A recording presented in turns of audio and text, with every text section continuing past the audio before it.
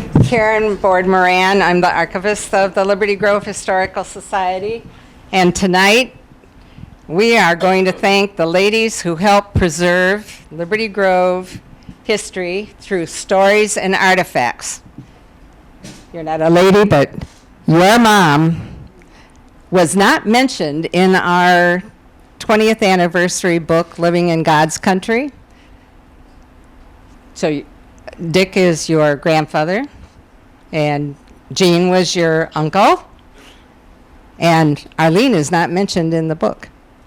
So tonight, we're going to get the lowdown on the true romance and adventures in Liberty Grove. But more importantly, my job is to collect and accession all of the donations of historic import here in Liberty Grove. None of this would be happening if it wasn't for a very special lady whose birthday was in 1924 on this date, Virginia Kramer Hansen. And we are here in this barn that belonged to Virginia and Russell. And last week, we got 70 new items from the Hansen collection. So it's an ongoing project to tell the story. So Arlene's son, Mel Lawrenz, and his wife, Ingrid Nelson Lawrence, are going to shed the light on some of the tales of Ellison Bay. So I will turn it over to you, Mel, and he can figure out this.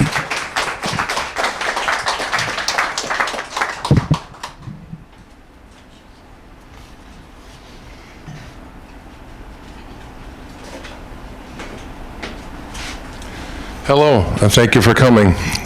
This is a little weird to give a talk like this. It's very personal, but I consider it a privilege, and Ingrid and I have worked on it. She's the chief archivist of the family and photo person, and originally we were thinking we were going to describe in a short amount of time all kinds of family lines, but it was totally impossible. So our focus tonight is the Ellison Bay contingent, my side of the family, the wills and the files. But I want to thank Ingrid for pulling together the facts and the details and the pictures and so on. I want to acknowledge my cousins who are here. Here are Will's bloodline people. My two cousins, Gary and Scotty, family members here. My sister Lynn up here, and then the oldest surviving relative in the lineage, my Aunt Renee, right here, who's my mother's sister. Made her way from Green Bay here. I remember, gosh, it must have been 25, 30 years ago. I was 7 a.m. turned on the Today Show to get the news of the morning, as I always did, and to my shock, the opening shot of the Today Show was right over there, top of the hill, looking out over the grand view that we have there. And that was a little bit of national attention. Of course, Al Johnson always described Door County pre-National Geographic and post-National Geographic, because sometime in the 1960s, National Geographic did a cover article about the Door Peninsula, and that changed a lot. It drew a lot of attention. So there's so many details to this story. Hope you don't mind. I wrote this out word for word, and I'm gonna stick pretty closely to my notes here. But it's a privilege to share this with you. And I was given the title Will's Store. It's a small town, and we'll have time for a few questions and answers at the end. So in the center of downtown Ellison Bay is a concrete block building erected about 1948, which was for decades Will's General Store. My grandparents, Dick and Mildred Wills, and their son Eugene, my mother Arlene, and Aunt Renee ran the general store at different times. Yeah, that's me in the picture, I think. That's like 68 years ago, I think. Serving the needs of the Liberty Grove community, and was the hub of a continual stream of connections and conversations and exchanges in Ellison Bay. And to my mind, the store is kind of a symbol of the community and of community connection, and that's what I hope to draw out in different ways in the time allotted. When my father died of sudden pneumonia when I was 4 years old and my sister was 2, We moved in with my grandparents in their house, and this is the house that you know, right down on Garrett Bay Road. Lynn's Pottery is there right now, and this figures into the story of the store too. We moved in, we knew this house and my grandparents and uncle very well already, having spent long stretches of time there. It was our refuge in a time of loss and turmoil for years to come. I grew up knowing Wills General Store, and this is a picture of my grandparents, Dick and Mildred, as a wonderful gathering place of community life. The customers might come in for a gallon of milk or a couple pounds of freshly ground hamburger, or light bulbs or shoestrings or styrofoam coolers or bleach or pencils or canned green beans or orange crushed soda or fishing lures or fresh corn on the cob or magazines. You get the idea. It was a general store for the general needs of anyone in the community, morning, noon, and night, long hours. Today, I make frequent runs to our local store, glad that we can get what we need, but I learned as a child that the general store, Wills General Store in our case, was not just a place where you could get the stuff that you needed. It was a place where anyone received the gift of warm conversation, a chance meeting of neighbors, the hot news of the day, maybe a little gossip thrown in, or if you were an outsider, just a friendly smile. My grandfather let me sell night crawlers on a small table in front of the store, worms that he helped me pick, usually at the end of a long workday, from Uncle Gus Johnson's garden over on Mink River Road on evenings when there had been rain. I don't know how that man did everything that he did.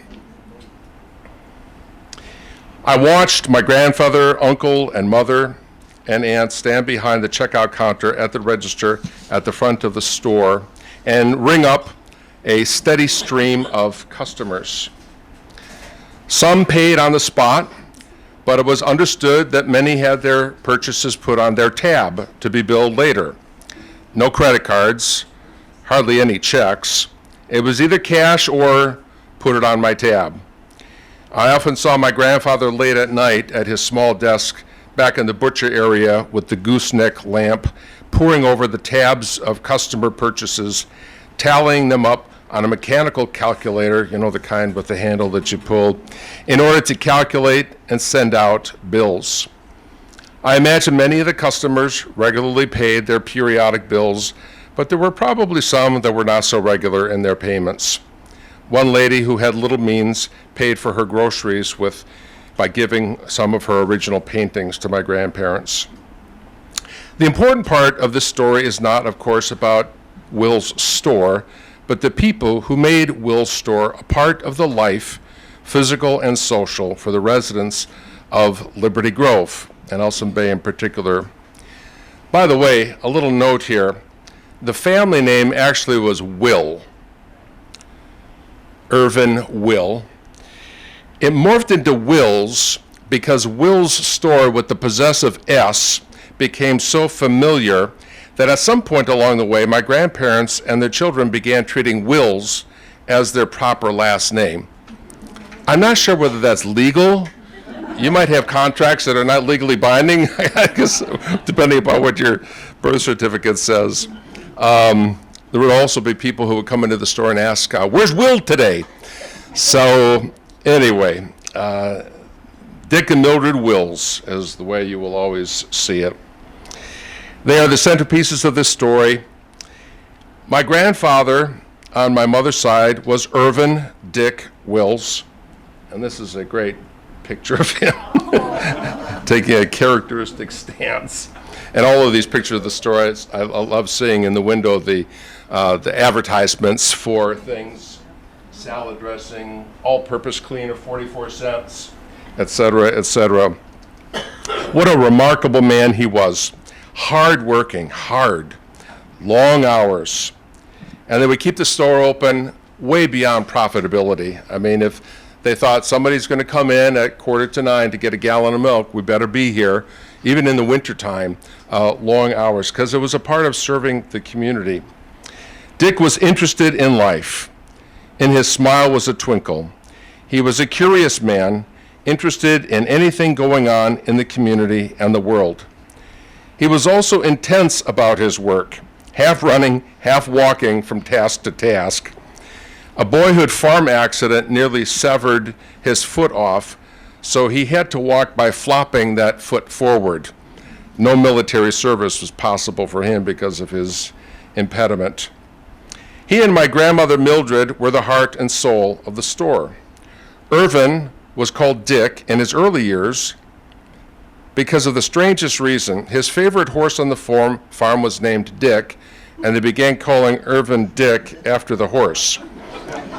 Strange but true. Everyone who knew Dick Wills enjoyed his friendly and lively approach to life. Work was central, but friendly conversations with anyone and everyone who came into Wills' General Store was part of the work. His lineage went back to Essen, Germany, a couple of generations earlier. That's his parents, Emil and Anna Will, whose house is right up across the road from the Sister Bay Historical Society, you know, where they have the farmers market on Saturday morning. Across the road is an old farmhouse.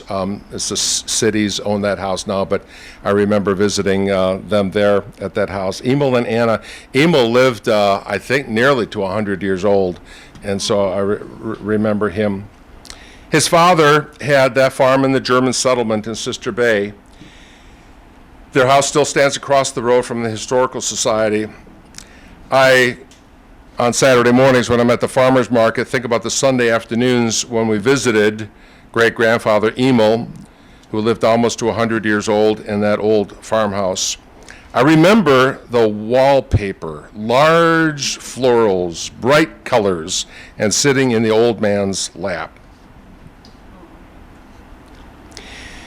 In Will's store, the checkout counter was near the front with the mechanical cash register and restricted items like cigarettes toward the back. Aisles of shelves on the north side of the store were for dry goods, blue jeans, t-shirts, fishing lures, school supplies, paint, and so on. The aisles to the south were for food goods, dry and canned and packaged, canned corn and Campbell's soup, flour, sugar, cornstarch, and on and on. And by the way, this is the new store of 1948.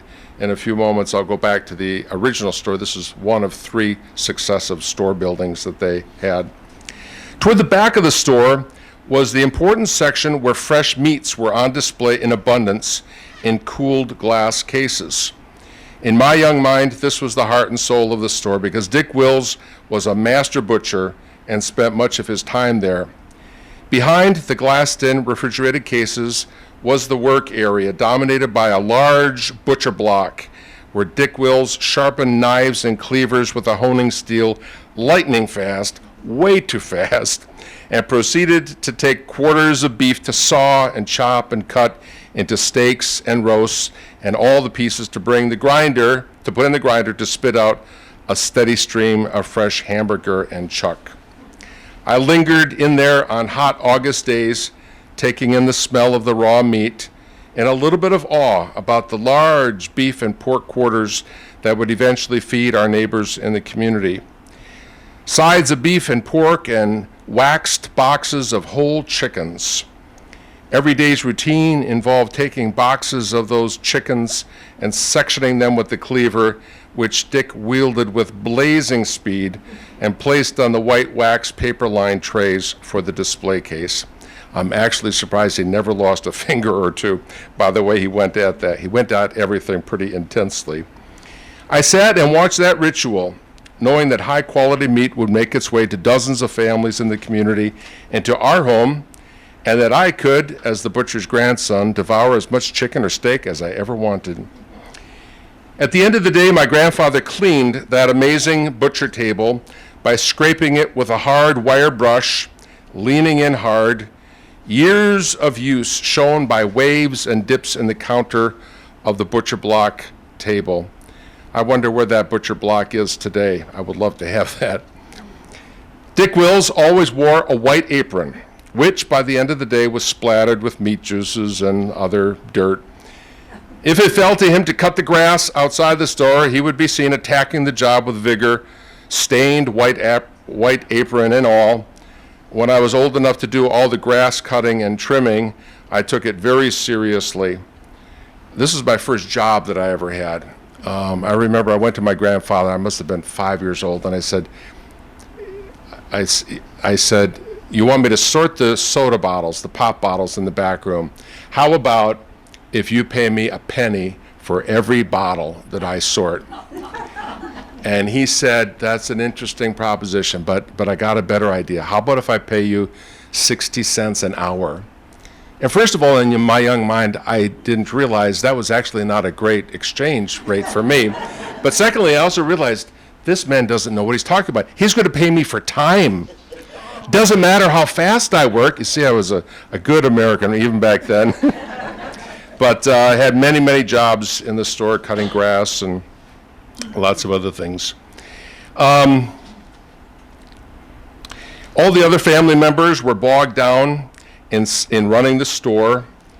And beside the store, they had Wills housekeeping cottages.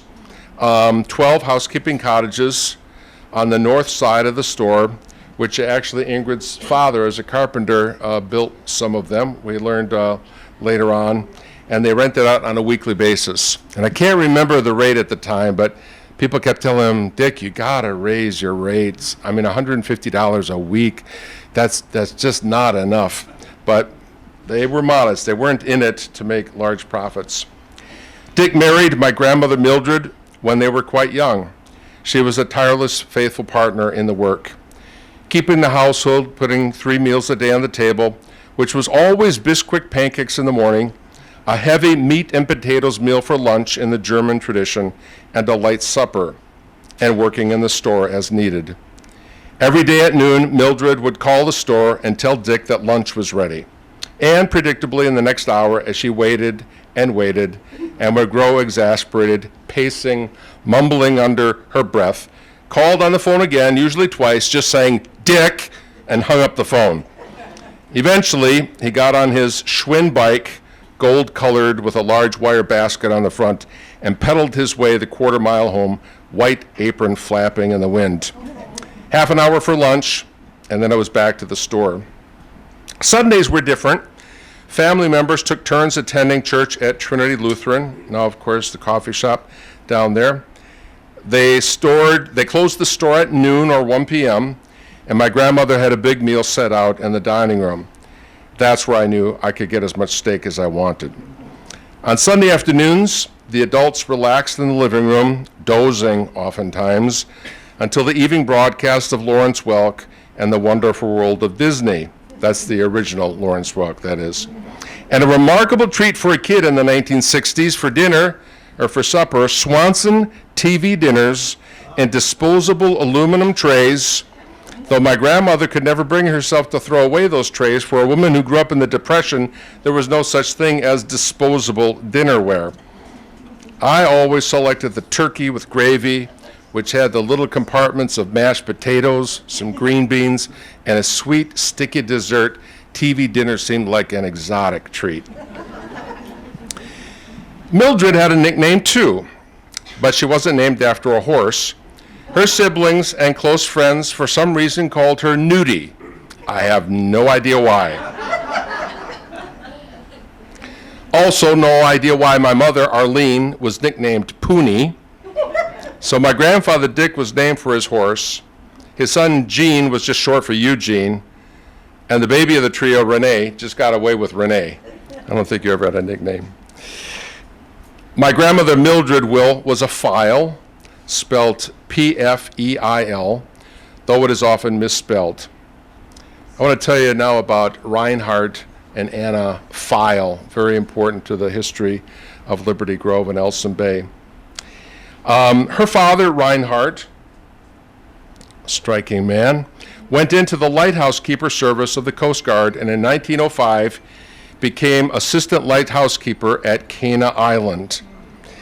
The following month, since he landed a job up here near home base in Door County, he married Anna Johnson, who was also from the town of Liberty Grove, and they began married life at the lighthouse for the next 5 years. What a striking couple they were. Oh, there's Cana Island. Oops, I forgot to advance my slides. That's Anna. And there's both of them, their wedding picture. You know, a lot of people think about Cana Island and they think about the beauty of the building and the cemetery. Whenever I'm there, I think about what it was like for my great-grandfather and all of the other lighthouse keepers to be there on a stormy November day, knowing that the waves were crashing, there were wooden ships out there, and that they were in real danger unless that they got the guidance. Of course, that's why you got so many lighthouses around Door County. He ended his time at Cana Island, went to another lighthouse before their next chapter. Their first two kids were born at Cana Island, and my grandmother came a little bit later. After his time in the lighthouse service, Reinhardt moved the family into Ellison Bay, where they set up a hardware store. Now, this hardware store is located on the land that Mink River Basin is on, and that will become an important location as I proceed here. He had a hard time making a go of it, though. There was too much competition in the hardware business at the time. So they turned it into an ice cream shop and whatever else. He was a master carpenter. I'm sure he did a lot of carpentry work there, until that building burned down in the year 1927. Ingrid and I, to this day, have our morning coffee in our home at one of the small ice cream shop tables that were in that place. The building they erected on the same site after the fire is an amazing story in itself. In 1927, they opened a large hall. They had ice cream there, and by the way, the sign up there says ice cream, beer, candy, cigars. So that kind of covers the range, right? Now, this hall was used for an amazing array of activities. It was a roller skating rink, and they had racks of the skates and the shoes, yeah. It was a basketball court. It was a movie theater where they would crank up a projector and show silent movies initially.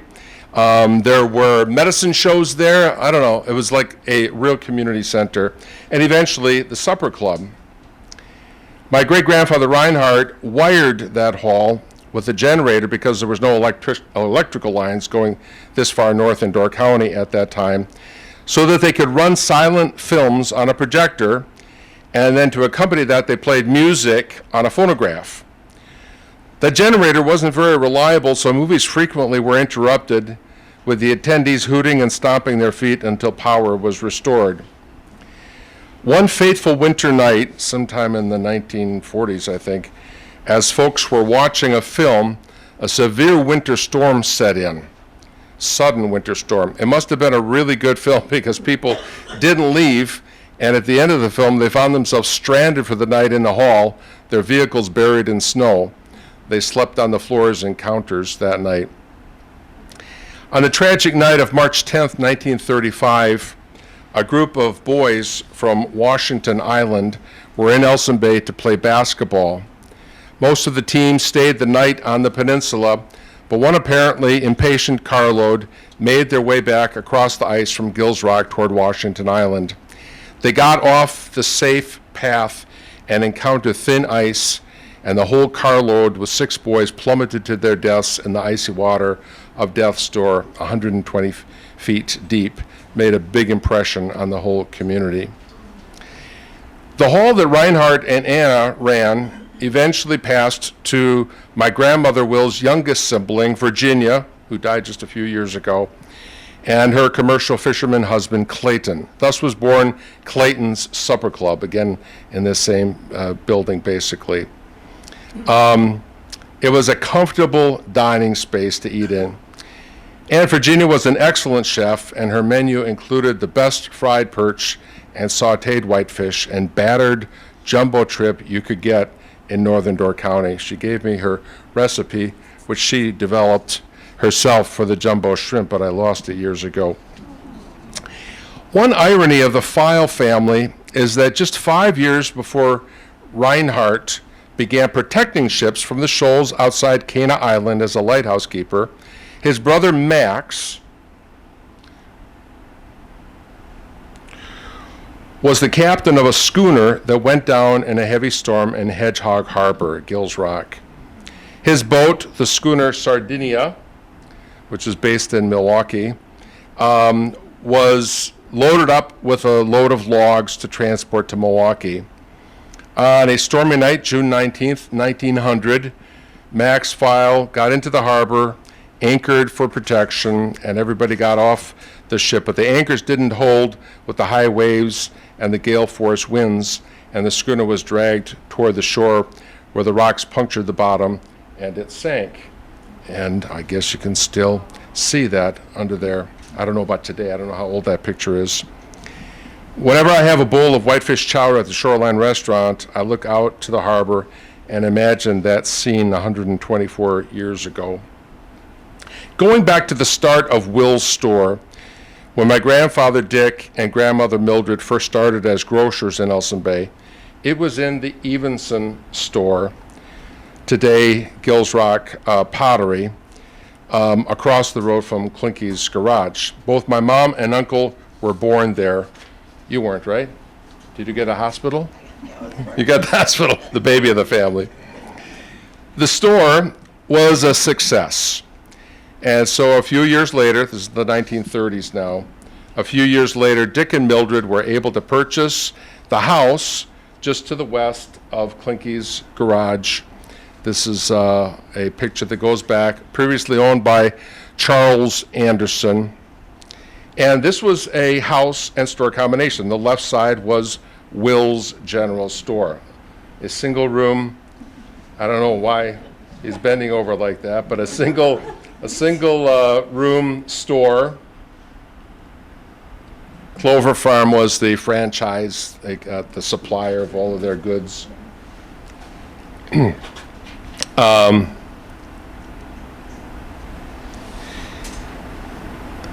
A photo we cherish in our family now is a black and white photo, this one here, of Dick Wills with his young, jet black hair standing proud in his store. I know this as the house my mother, sister, and I moved into after my father died. In 1948, the store expanded again to a new building. And this has got to be original because I see the signs in the windows say opening sale. It was a concrete building, which most of its years was painted bright white, which my grandparents had built. They must have been very proud to get to that station of life. It's now, of course, the Claxton Bookstore. This is the Wills Grocery Store, a lively hub of the community, which served people from across the town of Liberty Grove. My uncle Eugene Wills, never married, in his later years, was sometimes known as the mayor of Ellison Bay, though no such role actually existed. He was also known by local volunteer firemen as Smokey because he had the misfortune of having numerous chimney fires over the years and had to call in their services. What a wonderful man he was. He was stocky and muscular, and like his father, who was his best friend, had that twinkle in the eye. He lived almost his whole life in Ellison Bay, serving in the Army in Alaska, sailing on ore boats for a few years, but eventually settling down in Ellison Bay, a full partner in running the general store and the 12 housekeeping cottages adjoining. Like his father and mother, hard-working, hard. He was a jack of all trades, sometimes doing the butcher work at the back of the store, stocking shelves, repairing anything and everything. What is burned into my memory is a small thing, riding with him in the pickup truck every day to gather the garbage, to put large oil drum garbage containers from all the cottages in the store on the back of the truck and making the ritualistic run to the Ellison Bay dump, at that time on Mink River Road. I was just a kid, so I was along for the ride, but day after day, he threw those green painted drums with raccoon-proof lids onto the back of the pickup truck and off to the dump. For me, and I think for Uncle Jeannie too, the dump was also a bit of a treasure hunt. You may know the saying, one man's trash, another man's treasure. I always assumed there would be some treasure in that smoldering pit of trash.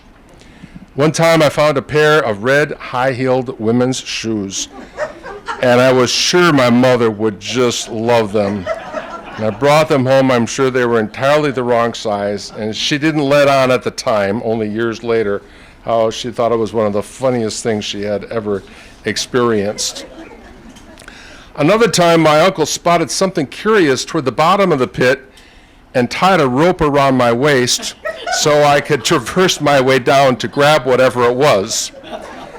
Well, whatever the day may bring, we got in the pickup, smoke filled with flies buzzing about, and made our way back to the now empty drums back in place. One time when he was unloading some of the drums down by the dock, because the family had a cottage there, Wills Park now is where they had a large housekeeping cottage, I thought I would help my uncle out and start the truck ahead of time.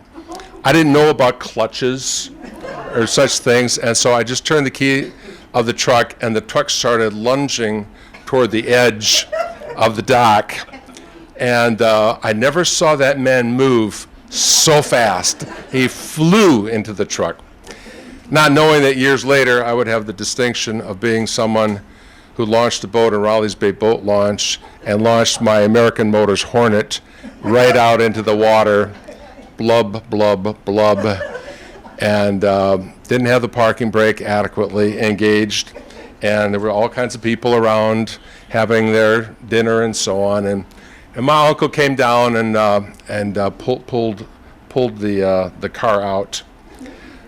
One other little thing somebody reminded me of before I forget is that every 4th of July, they lived in the house that is just north of the bank building now. That was my grandparents' secondary house after they sold the old one. And he would take a lawn chair and put it out by the road and count the number of cars as they were coming back from the fireworks. We'd get home after the fireworks and he'd say, 613. 630. I don't know why he thought that was important to get a tally every single 4th of July, but he did. And Ingrid and I were just down there on the 4th, and I thought, man, he would be really surprised. What about the postcard and where they go on the hill to see him? Yeah. Yep, that's at the end. We're coming there. One other story I got to tell about this amazing character. The Ellison Bay Centennial, 1966. Was quite a deal for this town. I was 11 years old at the time. All the men in the town grew beards in honor of John Ellison, the founder of the town, and they had a grand parade. And my grandparents got a horse buggy, and they dressed up in old-fashioned clothing. And my sister and I and my grandparents, and I think you two guys, you must have been pretty little in 1966, were on that buggy, but Uncle Gene and his friend were dressed in a horse costume, front and rear end, and they went from the hillside all the way down the hill on a hot summer day, and they carried underneath it with them a bucket of water and a bucket of horse manure. And every now and then they would stop, the horse would neigh, they'd throw out some manure and some liquid, and the crowd would erupt in laughter. The kids were delighted, but they got to the end of the parade route down by Clinky's garage, and these men were just about dead from the heat. I liked riding on the back of that truck or standing on one of the running boards, though it was not enjoyable the day I decided to jump on one of the running boards and not let my uncle know I was there. As the truck picked up speed down the road, I realized I had a dilemma, and I didn't want him to get mad at me, so when we got near the destination, I decided to just dump in the ditch when the truck had slowed down. That was another unfortunate choice on my part, too. Like the rest of the family, Arlene, my mother, was a hard and cheerful worker, a courageous widow and generous spirit. For those years, we knew my sister and I and our mother lived with her grandparents. I know the most important thing of all was learning about wholesome values of life. In the evenings, 3 generations sat together in that living room. I listened to the conversations, which were about the news of the day and the goings-on of the Ellison Bay community. I don't remember political conversations at all, although my grandpa did like Archie Bunker quite a bit, whatever that may mean. My uncle was fiercely independent. He always said, "I vote for the man." He wouldn't be pigeonholed. I would sit in the living room playing with a toy or something, listening to all that adult conversation. I wish kids these days were less distracted by phones and screens and have the time to just listen to the adults, to be part of the family. 3 generations, all the better. I admit I'm nostalgic about my single speed bike with a banana seat and raised handlebars. I'm wearing a swimsuit in the summertime all day long and running down to the Ellison Bay dock and jumping into the water 2 or 3 times a day. I fondly remember running barefoot all around Ellison Bay, barefoot all the time, calluses building up such that we could run across gravel and not flinch. My mom might have been disturbed by the blackened bottoms of my calloused feet, but somehow she never complained about my slipping into bed in that condition. I'm nostalgic about times before there were rules like no shoes, no shirt, no service. In my youth, no such rules applied, and so we went wherever we wanted to, including the Viking Grill, to get a soda. I did not tell my mother when I and my friend Scott went down to the Ellison Bay dock when a strong storm was brewing on the horizon, and we delighted in jumping into the high waves crashing into the rocks. We stayed until the lightning got too close, and we were beat up enough on the rocks and came home before the thunderstorms really struck, our bare feet a little less black. Will's store was a hub of community life, as was the hall my grandmother's parents built for roller skaters and basketball players and moviegoers and ice cream eaters. I suppose it was all an extension of the immigrant life for those who settled northern Door County in the second half of the 1800s up into the 1900s. Those who came from Sweden, Norway, and Germany primarily came from hardship in the old country to hardship in the new country, not to mention the difficulty of leaving their family and friends behind. The farmland in Door County was challenging to work, as is attested to by the stone fences and piles you see everywhere up here. Many husbands and wives had as many kids as they could for sustenance.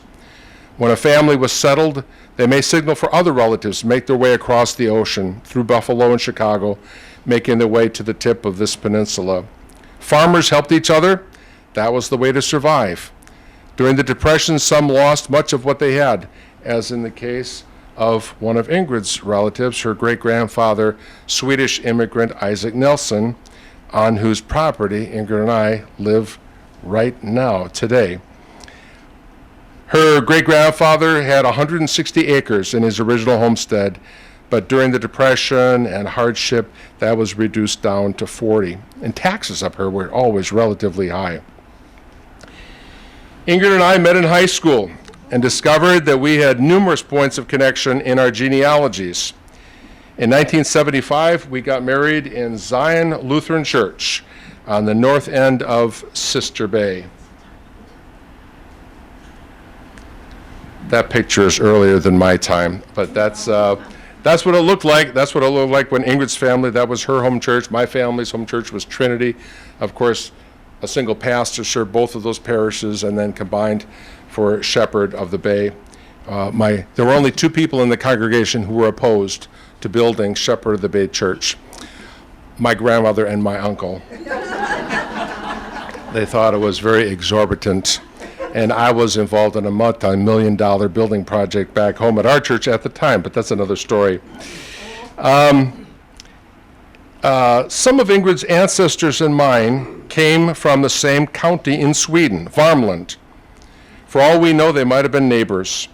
Many of the immigrants found Door County to be similar to the fishing and farming villages they came from.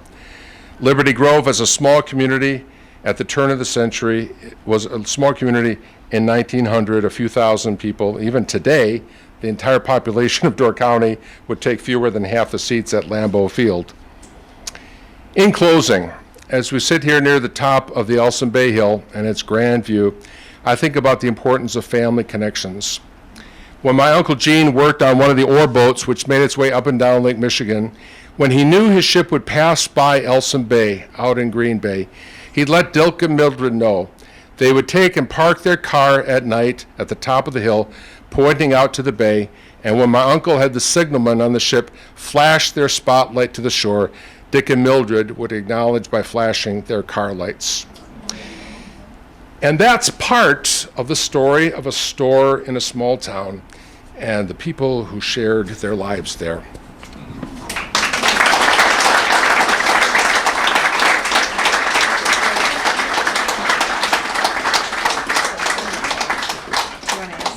Yeah, if you got, I hope it didn't go over time, but questions that you might have. You can turn the lights on if you want. She's doing it. Questions or comments? Corrections? I'm open to correction because, yes. You said you lost the one recipe, but do you by chance have her cheesecake recipe? I don't have that. I do. She does. Cheesecake? Sharing it? Sure. Yeah. My Aunt Virginia also, she had something very exotic for Ellison Bay, roast duck. And she knew I loved her orange roast duck, so. You have that recipe? Oh, okay. Yep. Wonderful person. Yep. Yes. I knew Dick and Mildred very well. I grew up 2 houses down at the Viking Club. And my mother's birthday was July 24th. And we would often go over there to buy some. And one year she said she wanted a frog. So we went over to this, my brother and I went to the store. And we found this frog. Oh. This actually came from Will's store. Oh. And I can't remember, but I'm sure that Mildred probably wrapped it up for us. And took it home, and Mom opened it up, and she wasn't even that excited about it. Just, you know, what she really wanted when she said she wanted a frog was the flower frog. But we used to spend a lot of time over there. Yeah. And of course, my sister Gloria was the same age as Renee. Joanne was, and Joanne's still like a few years ago. Again, I will talk to you. Was the same age as your mom. Yeah. And of course, loved Eugene. He was quite something It's a character. Oh my gosh, he was a character. He wasn't a great student in school. Olga Wickman, was it Olga Wickman, was she a teacher? She said, Jeannie, I will pass you if you promise never to come into my classroom again. Mine was, if I didn't have my homework done, she'd say, no, I was home last night, you could come on.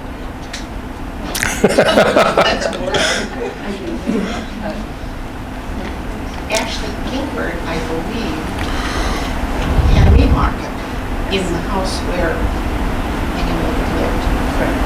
And then he traded that meat market for the 3-story house that became the Whitman house. Oh. It became the Ellison Bay market. Yeah. There was no money exchange. They just traded. And then so that's when Charlie Anderson was married to Amanda Whitman, who was Gilbert's sister. Okay. Yep. Charlie Anderson. Charlie Anderson was very influential, and I was reminded working on this. I remember picking worms at Uncle Gust's garden, and then in the book, there's a great section in there about this larger-than-life personality, Gus Johnson. I figured out it would have been my grandmother's uncle, and so my great uncle. But he was a barber and. What's that? He made shoes? Jack of all trades. Yep. Now, was there some significance to the chair and the boots? Or These kind folks gathered that together. Did they get them from you? Yes. So this was Uncle Genie's in the by Army. Mildred. Snowshoes from the Army, right? Yep. And this is carvings from Reinhardt. Woodwork And carvings. he made the chair. Chair. I have no idea what that is. They're wooden. Might have been Isaac's. Yeah, we think they I think that's are. from here. Yeah, so they have the wooden sole on a leather upper. You know, it would last longer in the fields, the wet fields.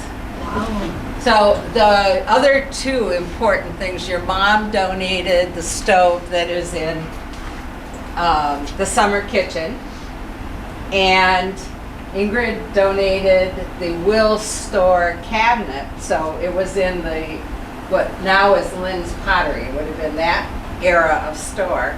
And there are some goodies in there that came from the store. There's also that wonderful folding clothes basket that's in the summer kitchen. So if you've never come on a Thursday or a Saturday from 10 to 2, we'd love to have you wander inside. There are docents around. We try to label as much as we can. And, you know, there are millions of stories behind every artifact. Every single person that ever lived anywhere has thousands of stories.